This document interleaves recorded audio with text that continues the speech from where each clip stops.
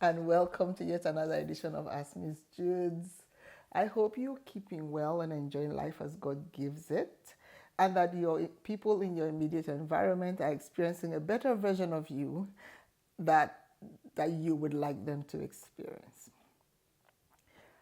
So, as usual in this channel, we talk about lifestyle issues, family life, raising children, especially away from one's home country, navigating marital relationships in new environments, separate and apart from our home bases, balancing life, work, and raising a family, all those kinds of lifestyle conversations. So, feel free to send an email if there's a topic you'd like us to talk about. You can even drop it in the comment section. I read every comment and I respond, and I really appreciate you all. Amazing community members, those who share the videos, those who send private messages. I truly appreciate you all. Today, I wanted to talk to us on what I've called You Have a Choice. And this is becoming more and more important as we see in life, in politics, in relationships. So much is happening, and I'm sensing almost like a new sense of helplessness that people just seem to be going through the motions. And if the truth be told, I think I'm experiencing this a lot more post pandemic, where I don't know what happened. There's just been like a reduced capacity to manage stress, or a reduced ability to be able to bounce back from difficult situations. And it's easy to feel helpless when the reality is not so. So I thought maybe we should just have this very, very brief conversation to remind ourselves that we have choices.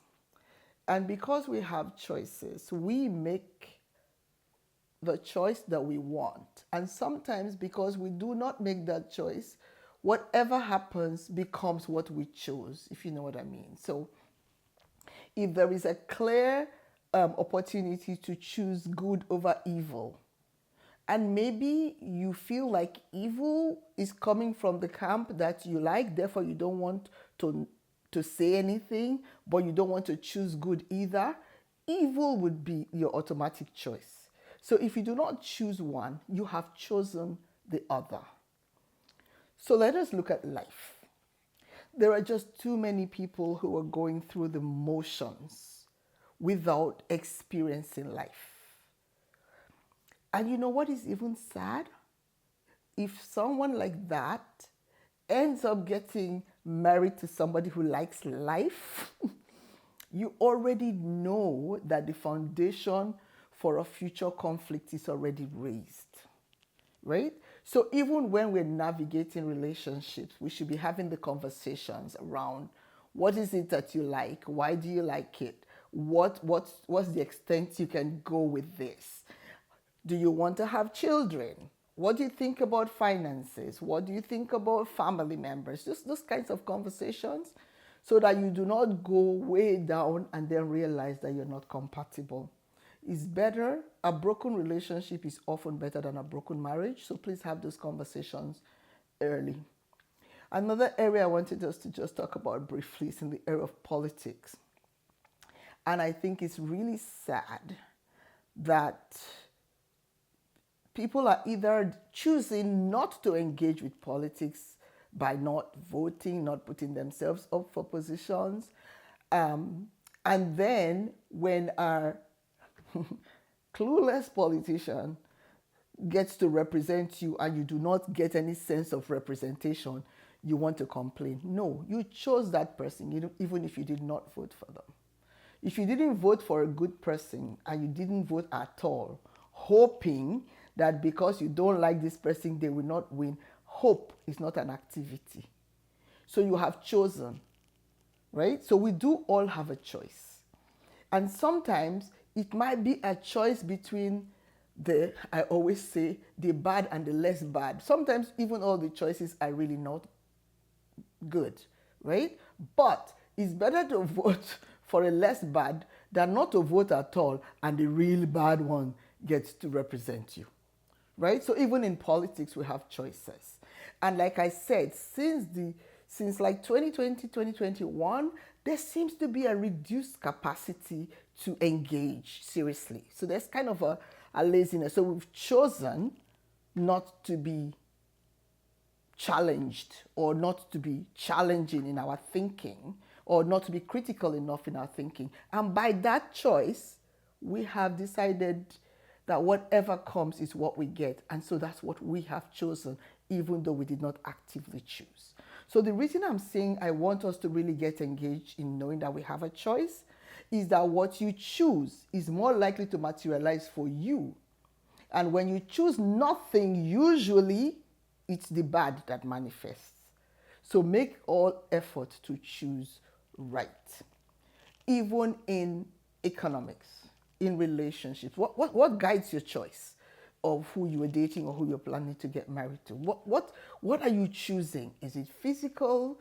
Is it spiritual? Is it a combination of an all-rounded person? What is it that you're looking for?